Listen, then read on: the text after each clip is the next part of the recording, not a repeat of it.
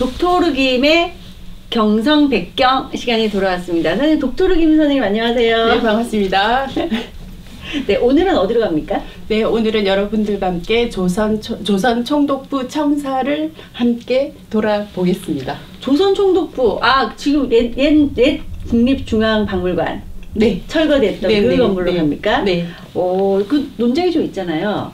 아직도. 네. 근데 조선 총독부가 어디에 있었는지 알고 계십니까? 지금 광화문 뒤편. 네. 근데 지금 사람들이 많이 모르고 있어요. 네. 제가 그 옆에 집이었거든요. 일단 그 이후에 얘기를 하고, 약간 연식이 좀 바뀌었잖아요. 안 돼. 그러니까 이 조선 총독부 건물이 딱 그 광화문 내거리에 버티고 있었을 때, 저는 그걸 매일 보고 거기를 지나다니다가 딱 없어졌을 때의 그 장면이 아직도 되게 생생하거든요. 연식이 좀 됐다는 얘기죠.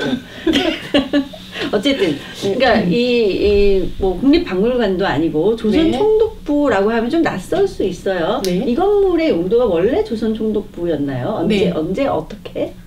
처음에 지어졌을 때는 조선 총독부 청사로 지어졌죠. 그 이유는 1905년에 을사늑약이 되면서 통감부 체제가 조선 총독부 체제로 바뀌게 됩니다.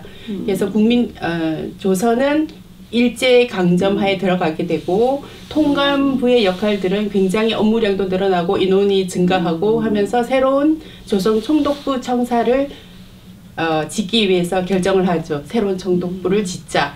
그래서 그 부지 선정에 있어서의 문제가 대두되기 시작하죠. 이게 이제 이를테면 지금 신청사 지은 거네요. 네네, 그 맞습니다. 네. 이게 철거됐잖아요. 네. 일단 철거 얘기부터 바로 휙 뛰어 넘어가면은 이게 어떤 맥락에서 우리 기억을 되새겨 보면 철거가 됐죠. 네. 철거가 굉장히 그때 보니까 김영삼 정부 시절에 철거가 됐잖아요. 그때 논란이 되게 많았어요. 예.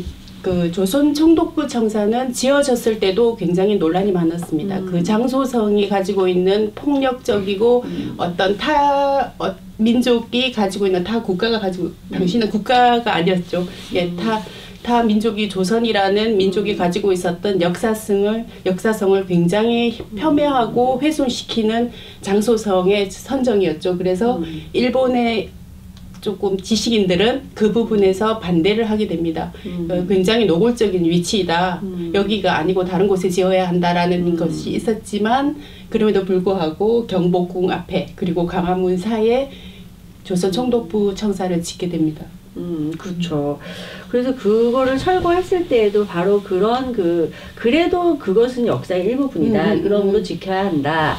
혹은 아까 말씀하신 그런 너무나 폭력적인 고의적인 이것은 어떤 역사의 왜곡이기 때문에 이건 철거돼야 마땅하다. 이 두 논쟁이 당시에도 되게 뜨거웠었어요. 네네.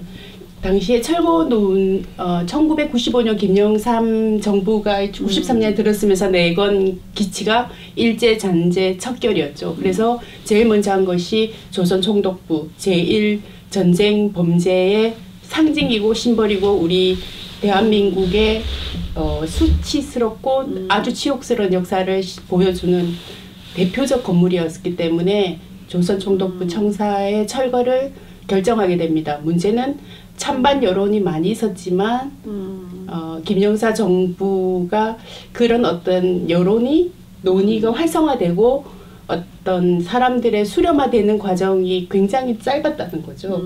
그래서 철거가 됩니다. 그러면 좀 짚어보자면 이게 조선 총독부로 쓰이다가 이제 그 광복을 맞이해서 45년 이후로는 어떤 건물로 쓰였나요? 1926년에 독일인 건축가의 설계로 완공이 되는데 26년에 네, 완공이 됩니다. 1916년에 설계가 들어가서 그때부터 첫 삽이 떠죠. 첫 삽을 떠서 1926년에 완공이 되는데 그게 그 기간이 거의 10년의 기간이 걸렸습니다. 10년 동안 조선 총독부 청사는 일본과 한국에서 보기 드문, 동아시아에서 보기 드문 굉장히 대규모 프로젝트였습니다. 이 건물이 이후에 20년 정도의 사용을 마치고 1945년 이후로는 아베가 마지막 조선 총독이었던 아베가 전범으로서 또는 전쟁의 항복 문서에 서명하는 굉장히 역사적인 시간을 그곳에서 일어났습니다. 저희들에게는 광복의 날을 맞이한 거죠. 그렇지만 곧바로 조선 총독부 청사에는 태극기가 올라가지 못하고 미군정이 그곳을 사용하게 됩니다. 3년 동안. 그래서 대대로 이렇게 중앙청 행정기관이 들어갔던 네. 곳이죠. 네. 우리도 그거 중앙청이라고 부를 때가 있었어요. 네네, 있었습니다. 1948년 네. 되면서 이승만 정권이 들어서고 그리고 초대정 부통령이 다 당선되면서 최초의 정부청사로 대한민국의 정부청사로 최초 정부청사도 그곳에서 네, 사용되게 됩니다. 그때는 캐피탈홀이라는 그 네. 영어에 번안을 해서 그때 네. 중앙청이라고 사용돼요. 맞아요. 저 어릴 때 중앙청이라고 네. 불렀었어요. 네. 캐피탈홀. 네. 그렇구나. 네. 그 이후엔 이제 1983년까지는 네. 과천으로 정부청사들이 이전하게 됩니다. 그때 중앙청의 그런 역할은 끝나고 1986년이 되면서 국립중앙박물관으로서의 역할을 이어가게 되는 것입니다. 그 생각해 보면은 우리가 철거할 때도 논쟁이 있었지만 오히려 저는 국립중앙박물관으로 썼다는 게 더 놀라운데요. 그만한 크기 사이즈의 건물도 없었고 네. 상징적인 또 위치이기도 하고 그러네요. 유럽의 경우는 그런 어떤 고전적인 건물들 네. 그리고 굉장히 공간 활용을 하기가 굉장히 좋으니까 그렇게 바꿔서 이 기능을 전용시켜서 박물관으로 사용하는 경우가 많습니다. 하긴 뭐 이렇게 혁명을 일으키고 왕도 단두대에서 처형한 프랑스 국민들도 루브르 같은 거 박물관으로 쓰잖아요. 네. 아직 대만은 일제 시대 때 지어진 총독부를 사용하고 있습니다. 철거하지 않고. 네. 자, 그런데 이제 그 문제의 1995년 네. 우리 김영삼 정부가 들어서고 드디어 철거 논란을 막 거쳐서 철거 결정을 내렸고 저는 그때 기억나요. 네. 그때가 저 그 근처에 살고 있었기도 하고 그래서 제일 먼저 제 기억에 나는 거는 그 위에 돔부터 철거했어요. 네, 돔을 싹둑 잘라가지고 이렇게 싹 내리는 거 그것을 시작으로 그걸 시작으로 뭔가 이벤트가 막 벌어졌던 기억이 나거든요. 선생님 어떠세요? 아직도 그 철거 찬반이 논란이 많아요. 그 찬성의 사람들의 의견은 조선을 침략했던 일제의 상징이다. 상징을 우리의 전국인 경복궁 앞에 두는 것은 말도 안 된다가 가장 큰 이유였고 반대하는 사람들은 그 조선 총독부 청사 건물 자체가 우리의 역사이고 증거이다. 얘들이 우리한테 와서 어떤 일을 행했는가를 사람들이 보고 기억을 해야지 다시 반복되지 않는 역사가 되지 않느냐라는 주장이었죠. 사실 저도 건축 관계에 있으니까 그런 질문을 많이 받거든요. 그래서 그리고 아주 저의 그 중요한 시절에 일어났던 역사적 사건이기도 하고 그래서 저도 제 입장을 정리를 해봤어요. 저는 철거에 찬성하는 입장이에요. 하지만 그게 역사적인 수치의 장소이고 이런 것보다는 저는 그 아까 처음 말씀하셨던 그 장소가 너무 폭력적이다. 이 서울이라는 도시의 풍경이랄까? 경관을 그게 완전히 막고 있어서 서울이라는 도시 전체를 죽이고 있었던 거거든요. 이 건물 하나의 역사적 보존보다는 서울이라는 역사적 600년 고도의 그 역사적 맥락과 풍경적인 이 풍광의 맥락을 그 건물 하나가 모두 해치고 있기 때문에 이거는 이게 철거하는 게 그리고 나서 바뀐 경관에 대해서는 지금 너무 익숙한 이 서울이 국제도시가 될 수 있었던 배경 중에 하나는 저는 경복궁의 복원이라고 보거든요. 그 풍광의 복원이 우리나라의 서울을 굉장히 아주 독특한 경관을 가진 도시로 되살려놨다라고 보는 점이고 다만 아쉬운 게 있다면 이 철거 과정에서 이 철거되고 난 나머지 것들에 대한 처리가 전 좀 아쉽더라고요. 어떻게 됐나요? 대부분 쓰레기 건축물 쓰레기 폐자재로 처리됐습니다. 그러니까 건설 폐자재로 건설 폐자재로 한다는 문서가 있습니다. 실제로도 그렇게 처리됐죠? 실제로도 그렇게 처리됐고 근데 제가 아쉬워하는 부분이 그 부분이기도 한데 근데 지금 지금 잔해가 남아있는 부분이 있어요. 서울과 그 돔. 돔가? 돔은 어디 있습니까? 지금 혹시 아시나요? 북박에 있지 않나요? 아닙니다. 그거 아니에요?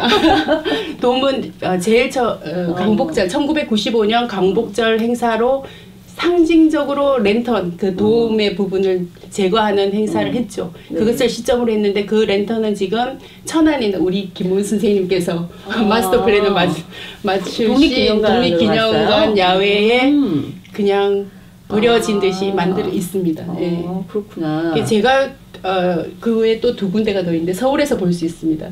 근데 이거는 사람들이 잘 모르는 분들도 굉장히 많으신데 하나는 서울역사박물관 앞에 주두가 있습니다. 남아있고 또 하나는 인사동에 있습니다. 인사동에 태화관이라고 19년 3일 독립운동에 시발이했던 그 태화관. 네, 그 태화관 바로 앞쪽에 3.1 운동에 독립선언서를 작성했던 33인의 독립투사들을 위한 광장으로서 광장으로서 마련되어 있는데 거기에 조선총독부 청사의 기둥의 일부분이 조형물로 서 있습니다.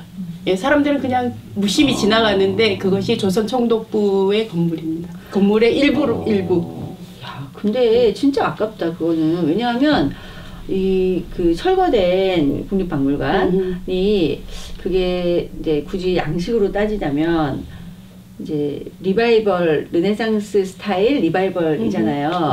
그러면 그 건물의 인면에 새겨진 그 많은 오너먼트들이 있었을 거잖아요. 네.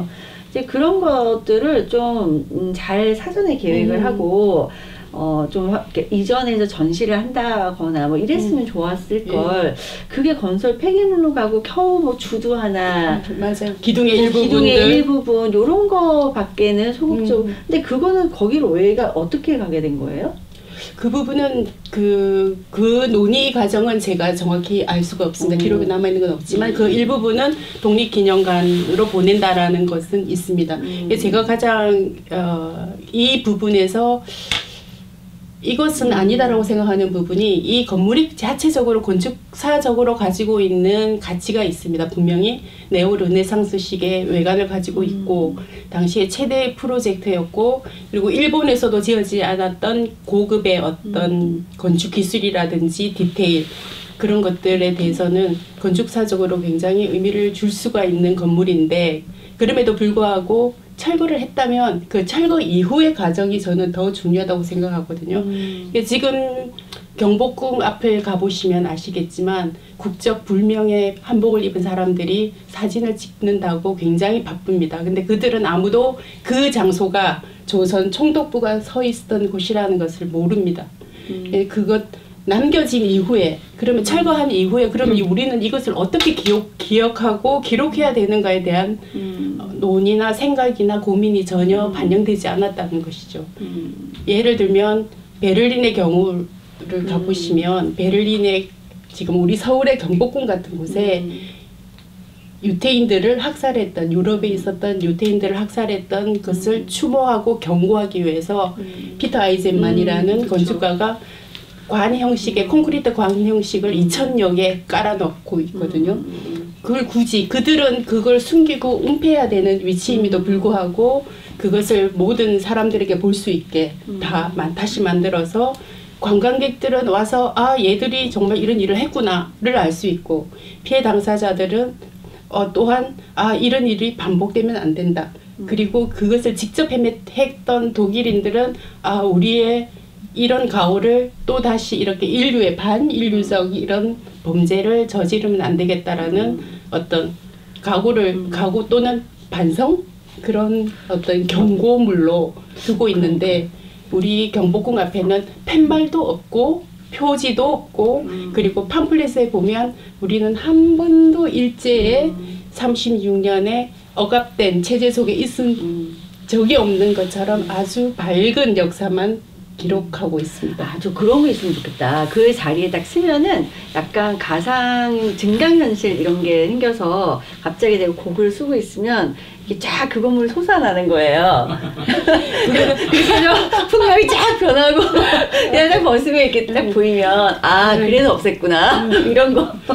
그런 팻말이라든지 아니면 그 넓은 공간 있잖아요. 광화문도 역사가 굉장히 그렇죠. 서글픈 이전됐다가 콘크리트로 지어졌다가 또 다시 복원되는 여러 어떤 시대의 그 역사적 질곡을 고스란히 가지고 있잖아요. 맞아요. 그것처럼, 콘크리트로 네. 지어졌던 광화문 건물이 있었고 거기에 한글로 광화문 써져 있었잖아요.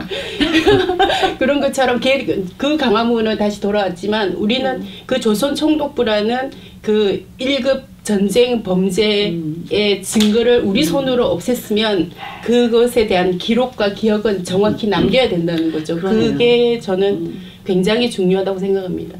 저는 그 오늘 선생님 이 얘기 하신다고 그래서 사실 이거는 철거를 해야 된다 말아야 된다 역사적인 보존 문제가 아니라 저는 아까 도시 경관의 문제다라는 거를 얘기를 하고 싶었는데 오늘 얘기 말씀을 듣다 보니까 이게 그때 있었던 그 사실을 어떻게 기록하고 그 사실 자체를 보존할 것이냐 여기에 대한 논의가 우리가 아무것도 없다는 거는 정말 생각해 볼 만하네요.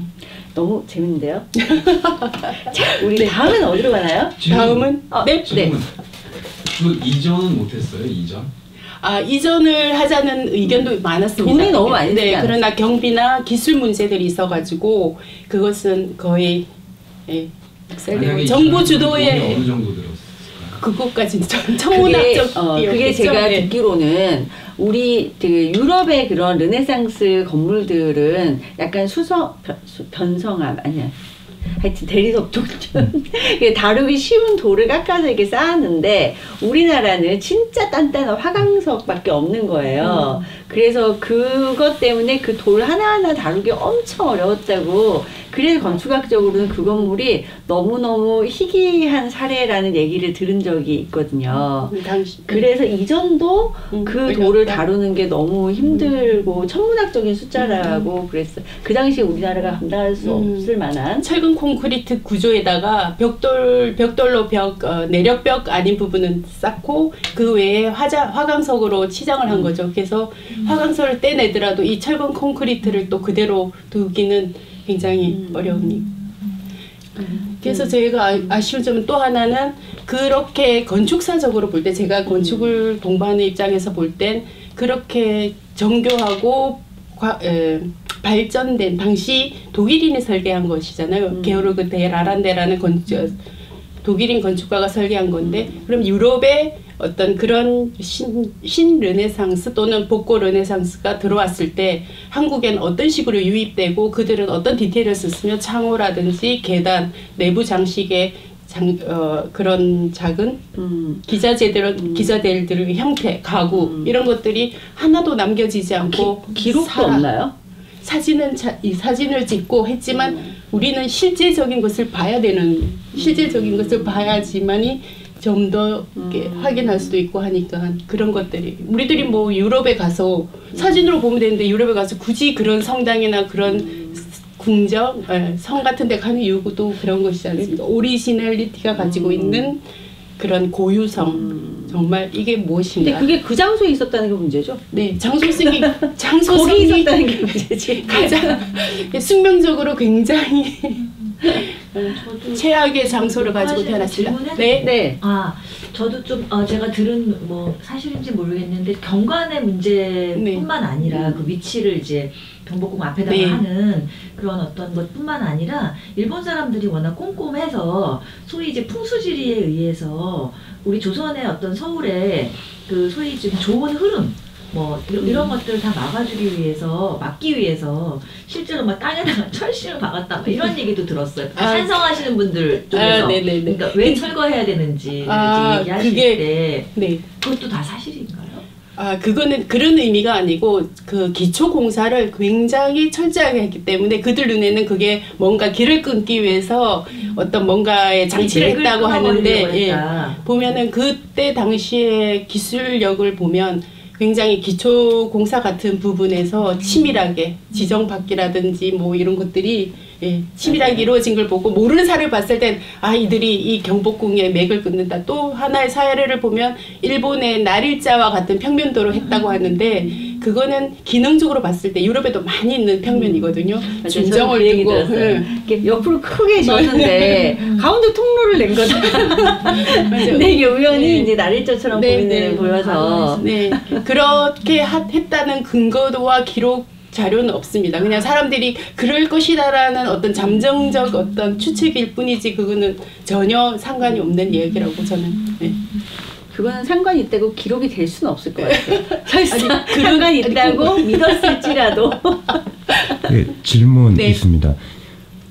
그 경복궁은 임진왜란 때 네. 이제 불 타잖아요. 1592년. 네. 예, 불에 타고 물론 이제 그 광해군이라든가 이런 쪽에서 중건 재건에 대한 논의가 있었지만 이루어지지 못하다가 네. 대원군 때 이제 네. 당백전 우리가 네, 네, 맞습니다. 시험에 가끔 나오는 그 당백전 발행하면서 그 300년 이상 동안에 폐허로 되었던 곳이잖아요. 네, 네. 그리고 조선의 법궁은 주로 창덕궁으로 이게 사용되었잖아요. 네. 그렇다면 말하자면 지금 말하자면 되게 신생 건물이잖아요. 네. 당시에 봐도 네. 왜 하필 거기다 그러니까 중앙적 총독부를 거기다 세웠을까? 그러니까 일반적으로 생각하면 조선의 그 상징적인 법궁으로 사용하던 창덕궁 앞에 그거를 해야 맞는데 요게 도시계획하고 관계가 자부심, 있어요. 맞아요. 네. 이게 도시계획상 일본 그 일제 강점기에 이제 대한민국 수도 대한민국 그 대한제국이죠. 대한제국의 도시계획이 수립이 되게 되는데 그때 이 지금의 세종대로 거기가 시청 앞과 대한문까지 이어지는 그리고 거기서부터 환현으로 이렇게 남대문, 간 네. 남대문까지 그 도시계획의 주요 축선에 있거든요. 그 위치가. 부작대로네. 네, 맞아요. 네. 그럼 네. 그 제가 언뜻 들은 얘기인데 그 서대문 형무소도 네. 그 의주대로 그러니까 그 당시에 그 사람들이 많이 가는 길에 있어서 공포를 조장하기 위해서 그 지었다라는 얘기를 또 들었거든요. 왜 하필 그 자리였냐라고 했는데 뭐 그것도 같은 맥락인 건가요? 예, 저도 그거는 별로 신빙성이 없는 얘기로 봅니다. 그 보면은 그 공터가 꽤 넓어요. 그 당시에 보면 예, 연못도 있었고 지금은 메워졌지만 예, 그래서 그곳에 만들어졌다. 아, 빈 땅이어서. 네. 그냥 서울 가까운 빈 땅이어서. 아, 그렇군요. 그리고 성 바뀌잖아요. 아. 성 안에는 그런 걸 지을 수 없었으니까 옛날에는 이제 예. 그 부분은 그다지 이렇게 물론 독립문 밑으로 가면은 홍제천 말고 반대쪽 예, 가면은 좀 더 사람들이 살고 가옥이 있었지만 그 무학재는 별로 없었습니다. 아, 빈 땅이어서. 그냥 그들의 필요에 의해서 만든 거지 그런 의지를 가지고 만들었다는 것은 없습니다. 우리들이 연구하거나 어떤 그런 사실들을 볼 때 읽고 그렇게 감정으로만 다가가면 지금 대한민국의 일제강점기 건물이 남아있는 게 아무것도 없을 겁니다. 예를 들면 아, 그러니까 이제 어쨌든 조선의 그 오랫동안 법궁이었던 창덕궁 앞에 안 하고 예. 경복궁 앞에 지은 거는 당시 도시계획과 관련이 있다. 그것도 필요에 의해서. 아, 필요에 의해서. 그리고 이미 그 세종대로라고 지금 만들어져 있죠. 태평로. 네네네. 큰 그 대로가 고종 때 이미 한 번 더 확장 공사를 하죠. 이렇게 넓어지면서 올 때도 네. 해로 놓고 그러면서 이미 정비가 된 거예요. 정비가 됐기 때문에 통관부 입장에서 보면 아 저기 가면 좋네.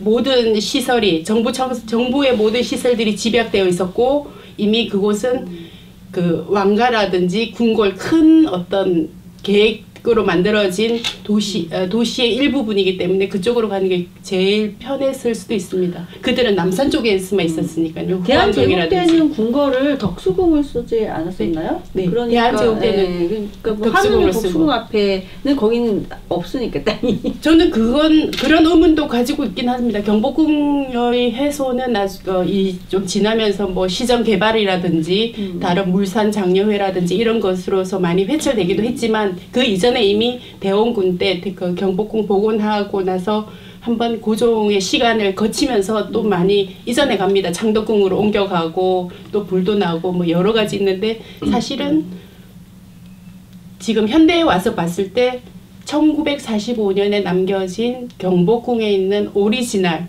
정각은 서너 개뿐이 안 됐었어요. 예. 그럼 지금에 보는 우리의 그 정각들은 전부 다 복원한 45년 이후에 복원한 정각들이죠. 서울의 주산을 어쨌든 가리려는 목적도 있었을 것 같아요. 상징적이죠. 거기 딱 서는 북악산이. 순간. 그러니까 굉장히 그거를 상징적이지. 철거하는 순간 네. 서울의 풍경이 달라지니까요. 그 혜택을 보는 일인입니다. 볼 때마다 너무 좋잖아요. 좋아서. 예, 경복궁을 지나서 청와대 보고 그 다음에 북악산이 한눈에 들어오거든요. 그러니까 이번에 송년동 부지 그 담장 오니까 그 맞아요. 옆이 쫙 다 보이잖아요. 그러니까 그래서 제가 생각할 때 항상 그 시점에 시각으로 가야 되는 거예요. 그 당시에는 가옥이나 빌딩이 없었으니까 거기에 있던 사람들은 아 구중궁궐에서의 생활이 가능했겠다라는 생각이 드는 게 없었잖아요. 그럼 다음은 경성역인데 요거 남산 신사하고 같이 묶어서 하시나요? 아니요. 신사는 또 신사 부분을 할 게 너무 많습니다. 아 그래요? 네. 저 그 얘기 들어서 경성역이 딱 봤을 때 신사 바로 보이는 곳이 예, 어떤 학자들은 또 그 남산 신사 종묘를 바라보게 했다고 하는데 그건 아니고 그들의 일본인 거주지에서 일본인들이 바라보는 위치에 있는 거라고 만들어져 있어요. 그러면 다음은 경성역으로 돌아오겠네요. 네. 신사로 갈까요? 경성역 좀 먼저 같이 할 갈까요? 줄 알았어. 일단 아싸 한번. 네. 자 준비. 자 시작. 아싸. 수고하셨습니다. 네, 고생하셨습니다.